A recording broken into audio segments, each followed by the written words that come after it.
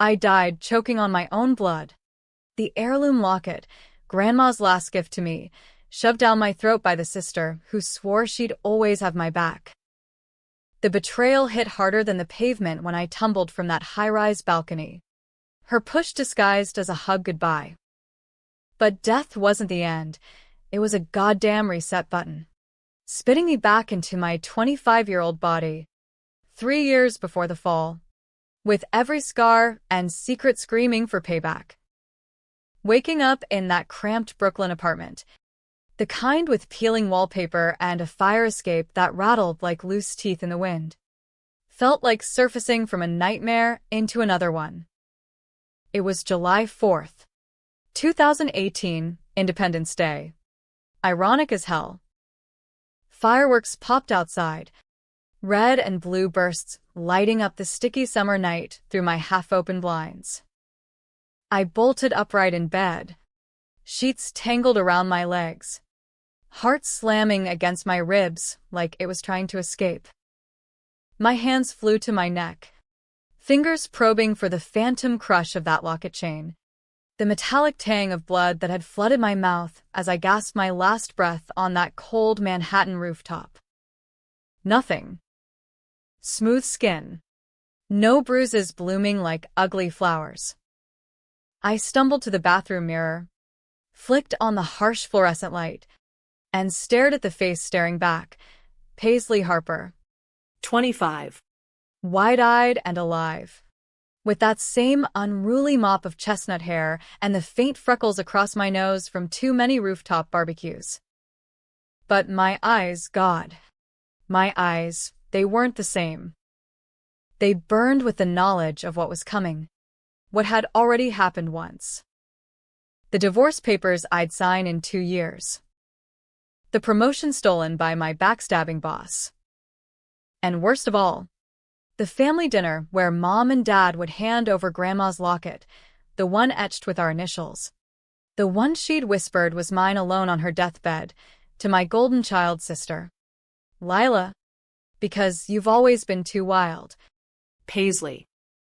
You don't deserve something this precious. I laughed then, a jagged sound that echoed off the tiles. Wild, that was their code for everything they hated about me.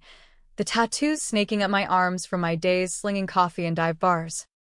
The string of bad boyfriends who left me picking up emotional shrapnel. The way I questioned their cookie-cutter suburban dreams instead of nodding along like Lila. She'd always been the perfect one, straight-A Ivy League grad, engaged to a hedge fund prick named Chad, volunteering at soup kitchens for the Instagram likes. Me? I was the fuck-up artist, scraping by as a graphic designer in the city, chasing freelance gigs that paid in exposure and ramen noodles. But I knew the truth now. The buried secret that festered like an untreated wound. Lila hadn't just taken the locket out of spite. She'd orchestrated my entire downfall. Back in that first life, or whatever you call the timeline I clawed out of, she'd planted doubts in Mom and Dad's heads, whispering about my instability, feeding them forged emails that made it look like I was embezzling from our shared family trust. The trust Grandma had set up for both of us after Grandpa's mill accident in the 80s left him a vegetable. Lila wanted it all, to fund her wedding to Chad and her dream house in the Hamptons. And me, I was the loose end, the sister who could blow her cover if I ever dug too deep. The push from the balcony? That was her masterpiece. We'd been celebrating her engagement, irony's a bitch, atop her firm's rooftop party. One too many martinis, a playful shove during a photo op, and down I went, 14 stories to the alley below. The cops ruled it an accident. Sloppy drunk girl meets gravity. But I remembered her face. That split-second flicker of triumph before the mask of horror slipped on. And the locket? She'd fished it from my purse later. Mom and Dad, too grief-stricken to notice. And worn it like a trophy. Not this time. This time, I was the ghost in the machine, armed with foreknowledge sharper than any knife. Revenge wasn't just a want, it was oxygen. But it had to be smart, surgical. No sloppy bar fights or anonymous tips that could backfire. I needed to dismantle her world brick by brick, make her choices the noose she hanged herself with. And yeah, it'd be controversial as hell, exposing family lies in a country that worships blood ties over truth. Pitting sibling against sibling in a spectacle that'd make the tabloids drool. But fuck it. America loves a good villain origin story. Right? As long as it's not their own. First things first, fortify the walls. I grabbed my laptop from the cluttered kitchen table, the screen glowing like a portal to the past I could rewrite. Logging into the family trust portal, thank God for Grandma's old-school passwords, I transferred a chunk of my share into a hidden offshore account.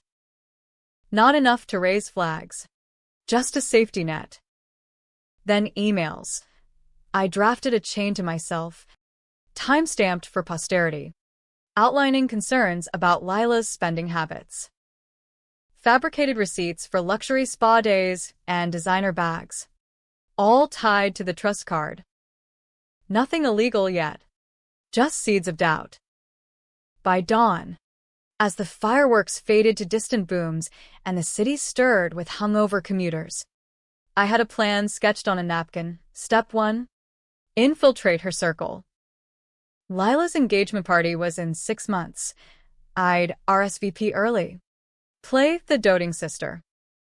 Step 2. Document everything, her lies, her manipulations, the way she'd gaslight mom and dad into seeing me as the black sheep. Step 3. The heist. Expose the locket's true owner before they could gift it away. And if that meant dragging our dirty laundry into therapy sessions or family holidays, so be it. Controversy was my weapon, tension, my foreplay. Work that day was a blur. I freelanced from a co-working space in Williamsburg, surrounded by hipsters pounding away on MacBooks, their dreams as fragile as artisanal cold brew. My client, some startup peddling eco-friendly yoga mats, wanted rebrands that screamed authenticity. Ironic, Given my morning epiphany. By lunch, I'd nailed a concept, a mat with embedded family crests, roots that bend but never break. Bullshit, but it paid. My phone buzzed mid-sketch, a text from Mom. Hey, sweetie. Lila's visiting next weekend.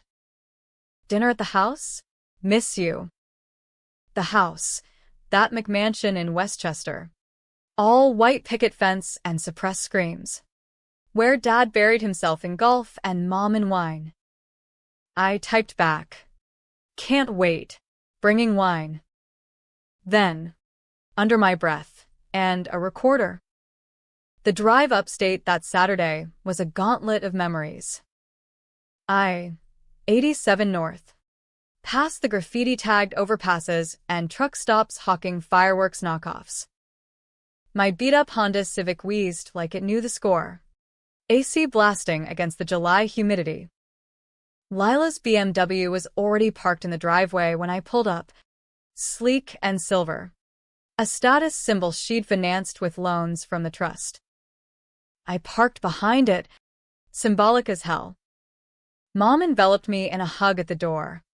Her perfume, Chanel No. 5. Same as always, cloying and familiar.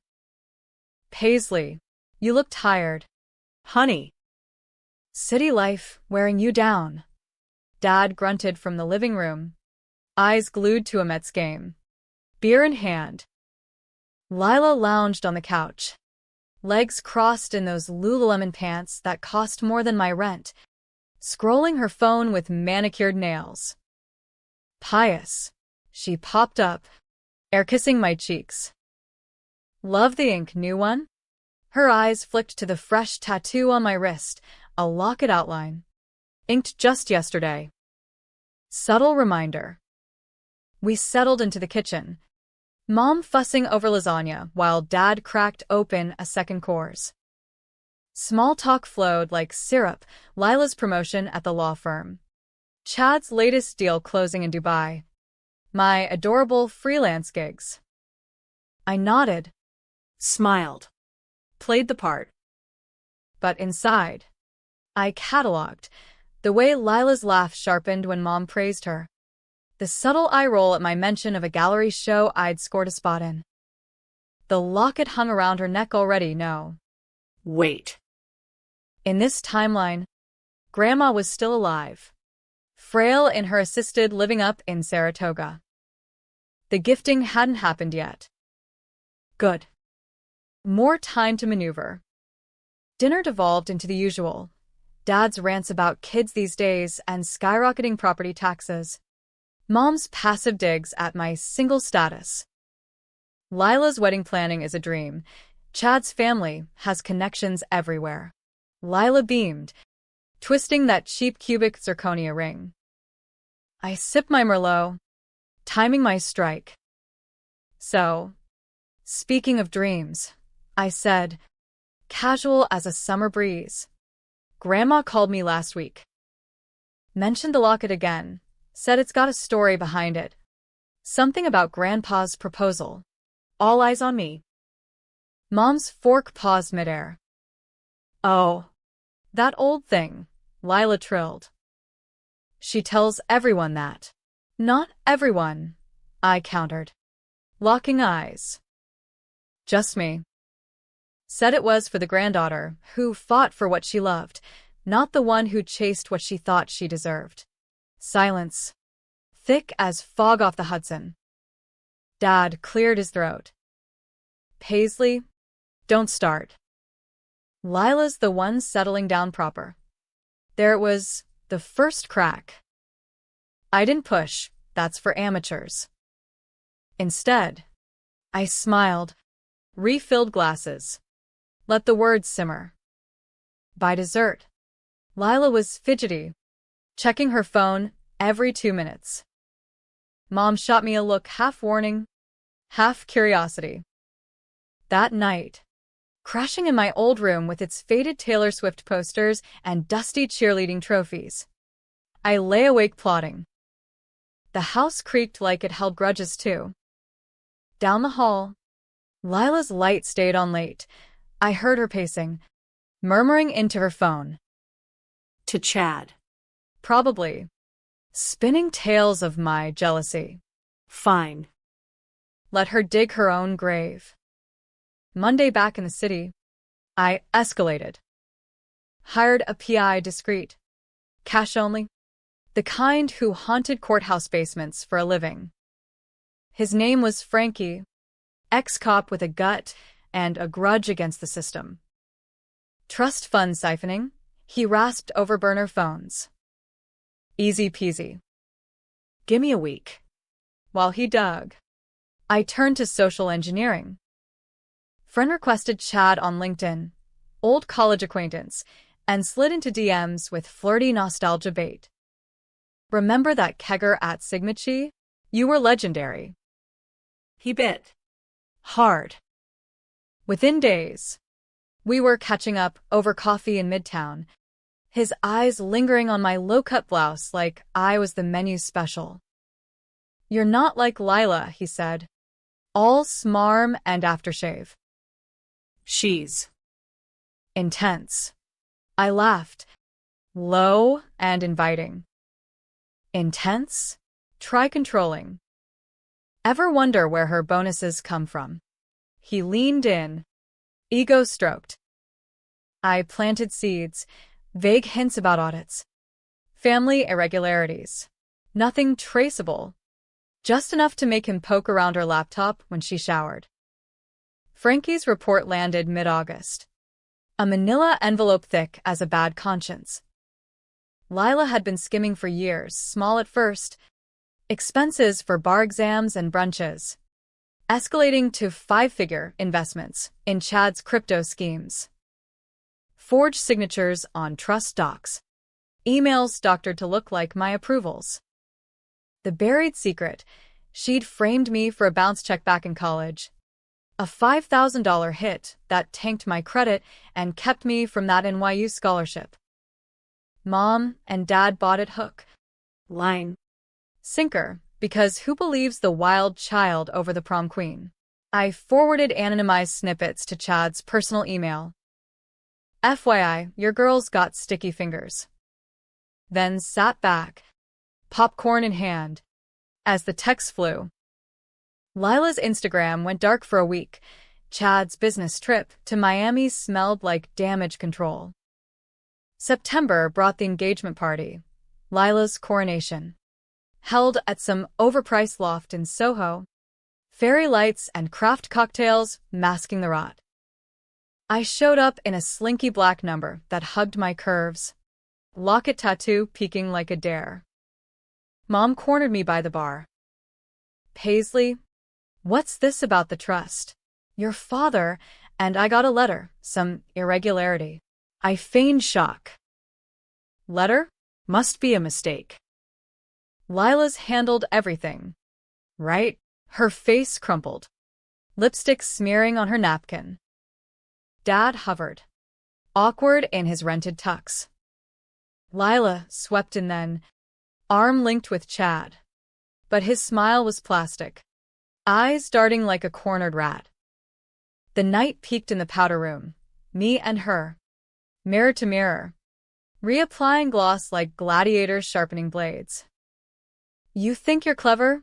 She hissed. Voice a venomous whisper. Stirring shit because you're jealous? Mom and Dad see you for what you are, a loser chasing scraps. I met her gaze. Calm as Lake Placid in winter. Jealous? nah. Just correcting the record. Like how you photoshopped those trust statements. Or the $20,000 you wired to your bestie in the Caymans last month. Her color drained, foundation cracking like old plaster. You have no proof. Proof. I pulled out my phone, played a snippet of Frankie's wiretap. Her voice, clear as a confession booth, sweet-talking the banker into adjustments. This is just the appetizer. Sis. Main course is the locket. Grandma's coming to the wedding. Think she'll notice it's not around your neck. She lunged then, nails raking my arm, but I sidestepped, letting her stumble into the sink. Laughter from the hall froze us both. Poise. Paisley. I straightened her strap. Sisterly. Easy. Wouldn't want Chad seeing the claws. By cake cutting. The air hummed with tension.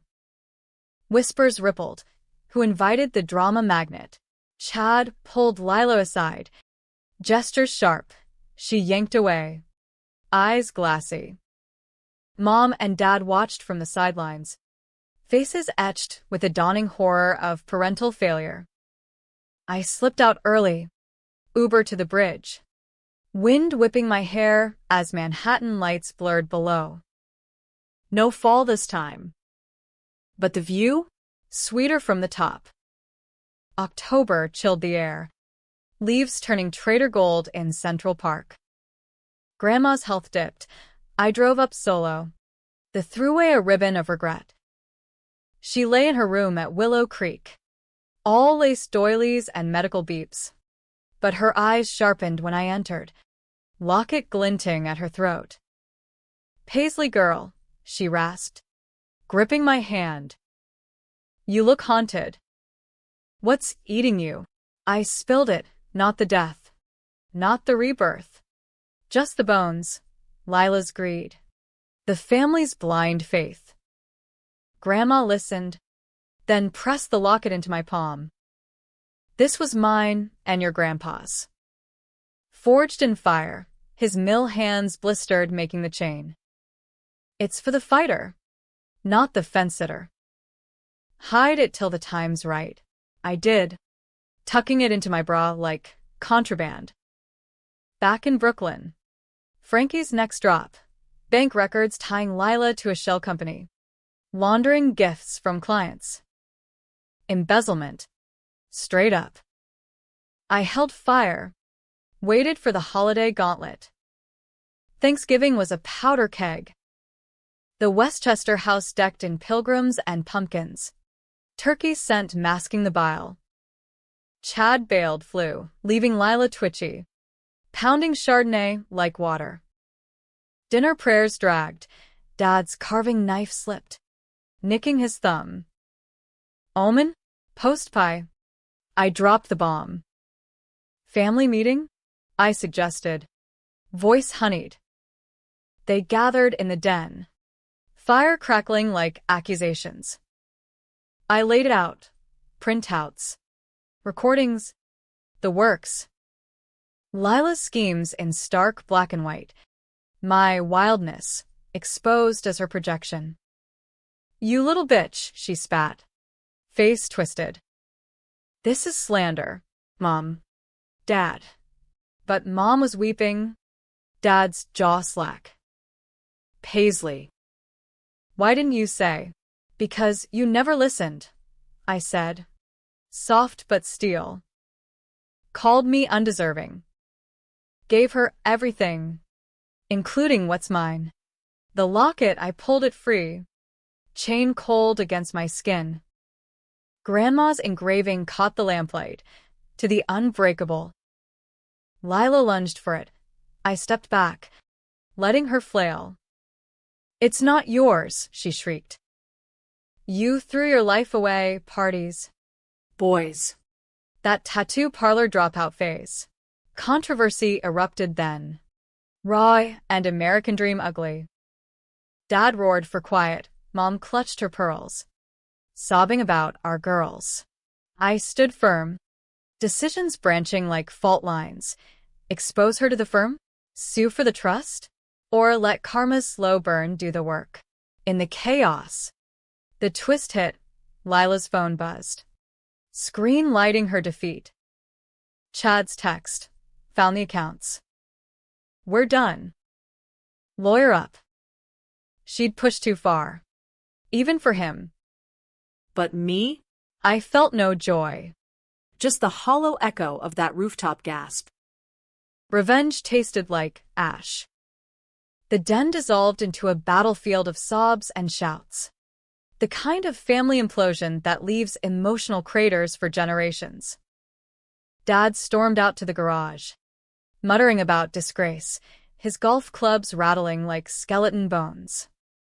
Mom collapsed into an armchair, dabbing her eyes with a turkey-stained napkin. Her world, the perfect daughter, the seamless facade, crumbling under the weight of truths she'd ignored for years. Lila? She sat there on the Persian rug, knees drawn up, mascara rivers carving black paths down her cheeks. For the first time, she looked small, not the towering goddess of boardrooms and brunches, but a scared kid caught with her hand in the cookie jar. Except the jar was our legacy, and the cookies were laced with poison. I should have savored it, the vindication, the scales tipping back after years of being the scapegoat. But as I watched her unravel, something twisted in my gut. This wasn't just revenge, it was excavation, unearthing the rot we'd all fertilized. Paisley, Mom whimpered, reaching for me like I was the lifeline now. How could we not see? We thought Lila was the steady one. Steady. The word hung there, a punchline to a joke nobody laughed at. Lila had been steady. All right, steadily eroding our foundations, chipping away at trust with a chisel forged from entitlement. I knelt beside her, the locket heavy in my fist, and for a beat, I almost pitied her. Almost. You could have stopped, I said, voice low. Anytime. But you chose this. Chose to make me the villain, so you could play the saint. She looked up, eyes feral. You don't get it. Chad wanted the house. The life, our life. You were always flailing. Buys. Partying through Dad's tuition checks. Ghosting holidays for your art scenes. I fixed it. For us. For us. The lie landed like a slap. Those parties were survival shifts at the bar. Covering rent after Dad cut me off for ditching law school, his dream. Not mine. The ghosting? Code for the nights I spent in ER waiting rooms. Holding Mom's hand through her migraines that reeked of gin. Lila fixed nothing. She just redirected the blame, turning my scars into her stepping stones. Get out, Dad bellowed from the doorway, face purple as the wine stain on the carpet. Both of you. I can't. This house is cursed. Lila scrambled up, grabbing her coat, but paused at the threshold, turning back with a venom that chilled the room. You'll regret this. Paisley. Exposing us? You'll be the pariah, the sister who destroyed the family for a trinket. The door slammed, Echo chasing her into the night. Mom reached for the locket. I let her hold it, her fingers trembling over the engraving. She was wrong, she whispered. We were wrong. This was always yours. Regret. Instant. As the title of my resurrection promised. But it didn't heal. It just opened the floodgates. Dad poured Scotch neat, the good stuff from the cabinet he saved for Mets playoffs. We talked till dawn, halting confessions, apologies wrapped in excuses. How Lila's perfection masked her resentment, born from the cribside favoritism they'd lavished on me. The miracle baby after 2 miscarriages. How my rebellion was rebellion against their suffocation, not ingratitude. The trust? A band-aid on Grandpa's ghost. His accident payout twisted into a symbol of what we'd lost, and what Lila feared losing most.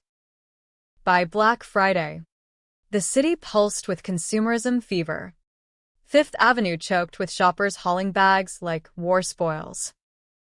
I holed up in Brooklyn, nursing a hangover from truth serum. Frankie's final invoice arrived, paid in full, with a bonus for discretion. Chad had lawyered up all right, but not against me, against Lila. Prenup invoked. Assets frozen. Her firm's HR got an anonymous tip, compliance violation, potential felony.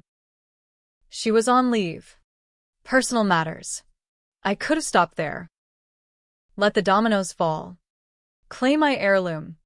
Fade into a quieter life. But revenge is addictive.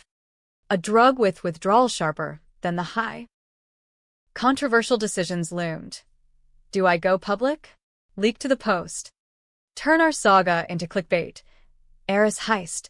Sibling sabotage an elite family? America eats that up. The schadenfreude of fallen angels. Or deeper, confront the root. Force a reckoning that binds instead of breaks. Grandma's call tipped the scale. Paisley girl, your sister's in trouble. Come up. Bring the fighter in you. Saratoga in winter was a postcard frozen, snow-dusted tracks where horses once thundered. The mineral springs steaming like Earth's breath. Willow Creek smelled of antiseptic and pine. Holiday wreaths on every door. Lila was there when I arrived, perched by the bed like a vulture in yoga pants, eyes puffy but defiant. Pious, Grandma beckoned, her voice a thread. Hug your sister. We did, awkward, arms stiff as starched collars. Lila pulled back first, whispering, truce? For her? I nodded. But inside, the gears ground. Truce meant opportunity. Over weak tea and saltines, Grandma spun the yarn of the locket. Grandpa, fresh from the mill shift in '62, on one knee by the Hudson, chains still warm from his forge. He said it was for the woman who'd stand by him through fire. Not perfection, loyalty. Loyalty. The word gutted me. Lila shifted. Uncomfortable. I get it. Graham. I messed up. Grandma's gaze pierced. Mess? Child. You built a moat around your heart. Filled it with greed. But blood's thicker. Fix it. We drove back together. Lila's BMW silent save for the wipers slapping slush. She cracked first at the thruway toll. I hated you. You know. From the start. Mom and Dad lit up for you. Paisley's smile. Paisley's fire. I was the afterthought. The bonus. So I took everything. Confessions spilled like cheap Merlot. The forged emails. The balcony accident she'd planned as a disappearance if the siphoning blew up. She'd practiced the push in her head. Lock it as the final twist, swallow it in grief. Or so she thought. But death's finality. She'd banked on my weakness. Not my return. I wanted you gone, she admitted. Voice cracking. Not dead. Just out. The car swerved slightly. I gripped the wheel phantom style from the passenger seat. Forgiveness flickered. America's gospel. Second chances for the repentant. But I was no saint. You killed me, Lila. Once. Don't get it twisted. She slammed the brakes at the next rest stop. Neon bathrooms glowing like interrogation rooms. We faced off over vending machine coffee. Steam curling like accusations. What do you want? Money? The trust? My head on a platter? I sipped. Bitter. The truth. All of it. To Mom. Dad. The firm. And Chad. Let him walk. No clawbacks. Her laugh was hollow. Generous. Why?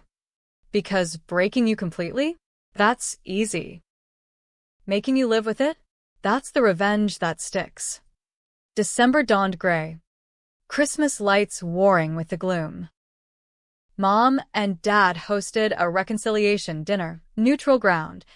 Their country club with its golf greens and gin fizzes. Chad was a no-show, but his absence loomed like a ghost. Lila arrived in Kashmir. Sober. Her locket tattoo. Wait. No. She'd gotten one too. A cheap knockoff on her ankle. Mocking mine. The meal was a minefield. Small talk about weather. Then the plunge. Lila owned it, halting, tear-streaked. The embezzlement laid bare. Mom gasped. Dad's fork clattered. I added my piece. The death unspoken but implied in the weight of what could have been. The locket passed hands. Grandma's now. Via FedEx. Engraved note inside. Choose loyalty. Regret crested then. Wave after wave. Mom hugged Lila. Then me. Apologies tumbling like ornaments from a tipped tree. Dad signed over trust reforms, joint oversight. No more solo flights. Lila nodded through it. Broken but breathing. But tension simmered. New Year's Eve.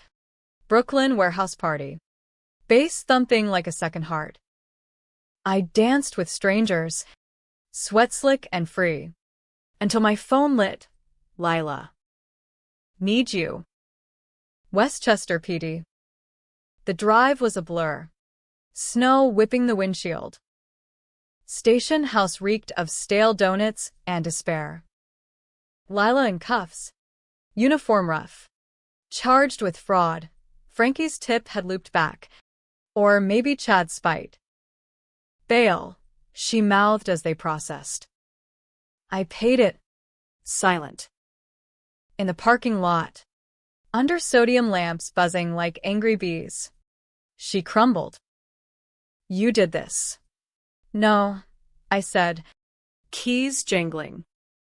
You did. But I'll fight it. Plea deal. Community service. For Grandma. Her eyes searched mine. Gratitude? Hate? Both.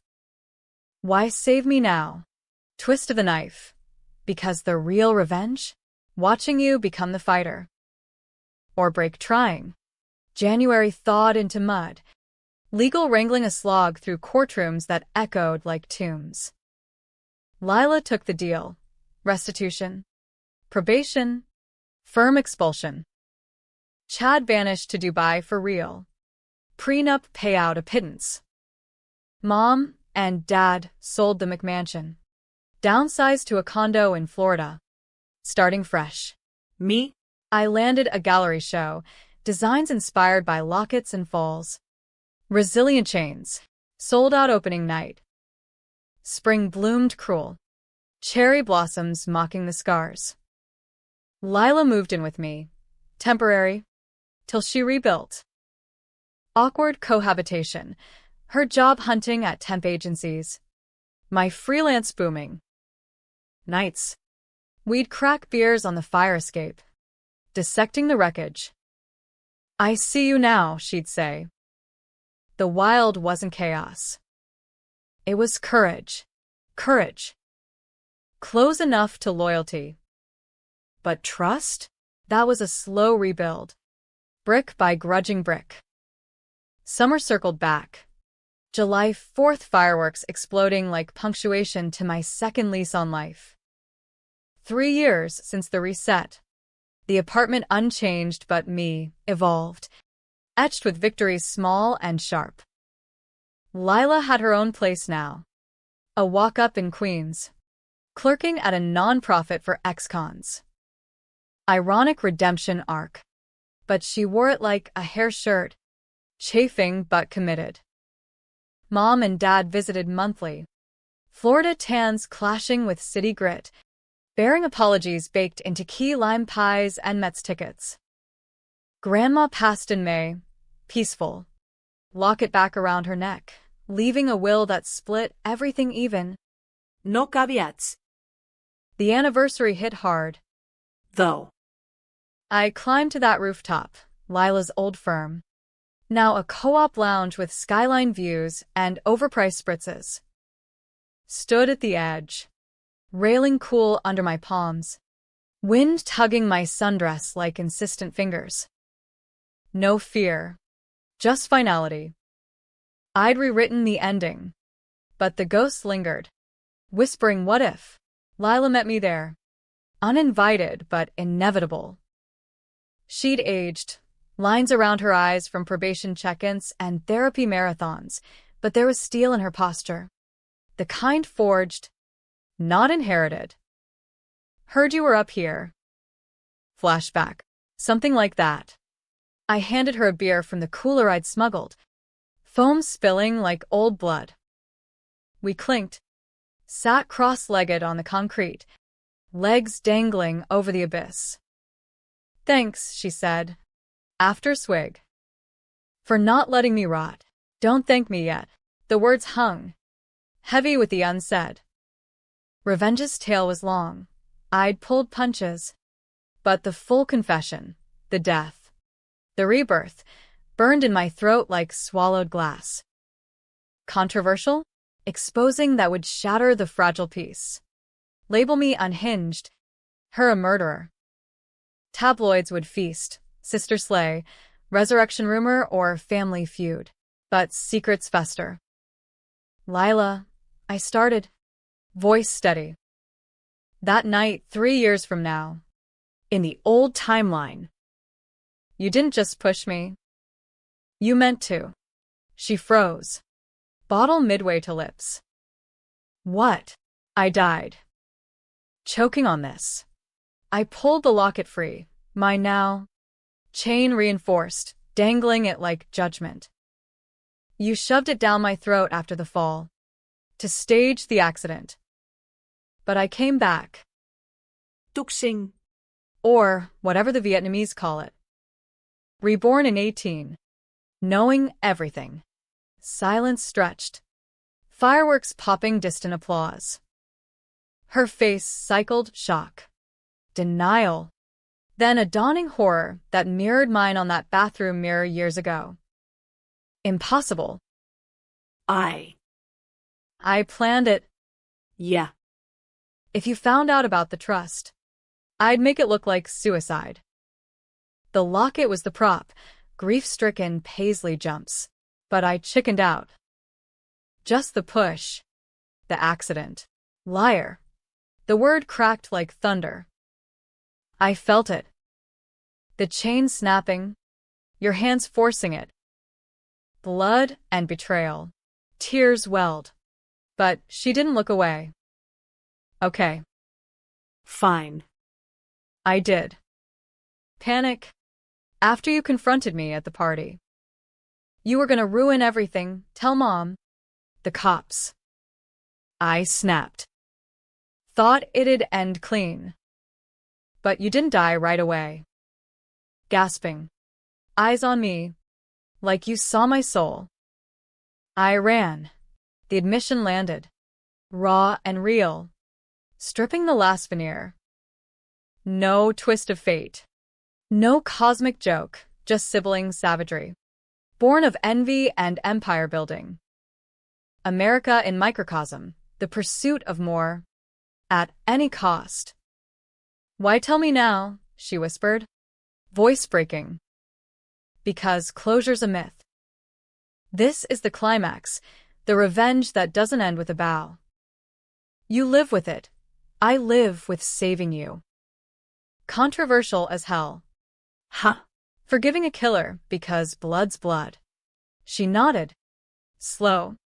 The weight settling. What now? Now, we burn it. I stood, locket in hand. Not literally, two on the nose. But we face it. Therapy.